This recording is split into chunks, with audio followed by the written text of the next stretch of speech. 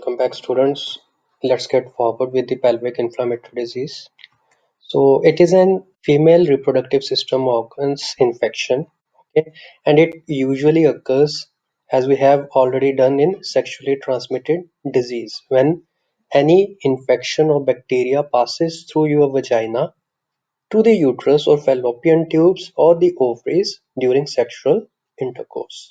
Okay, so it is a disease having some causes or infectious signs, and sometimes there will be no signs. Okay, so it is you who has to realize that whether you are having this problem or not, and whether you need any treatment for this or not. Okay, because in starting phase there is no symptoms, you can't find out, but in the later on, if you are pregnant, that can cause severe pelvic pain and even problem for the fetus. So the symptoms which might be there are the pain in your lower abdominal area, okay, and there will be a heavy vaginal discharge or the discharge with a very unpleasant odor. Okay, there may be bleeding in the uterine in the uterus. Okay, and especially when you are having sexual intercourse or in between your menstruals.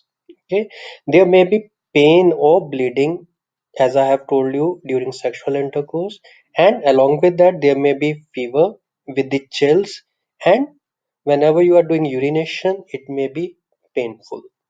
Okay, so the main causes for it is that if a woman who is less than 25 years of age is very much sexually active. Okay, those who are having multiple sexual partners like the prostitutes.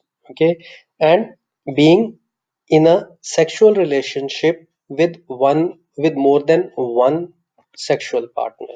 Okay, or when you are having sex that is unprotected sex. Okay, why these are the causes? Because these kinds of things actually passes the bacteria to your genitals.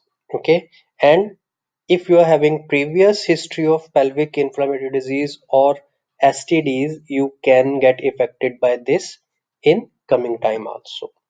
Okay, so what may be the complications? There are so many different types of complications.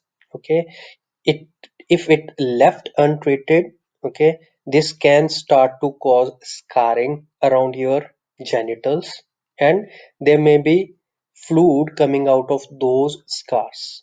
Okay, and these scars can be present at vagina, at fallopian tubes, and even your all reproductive organs.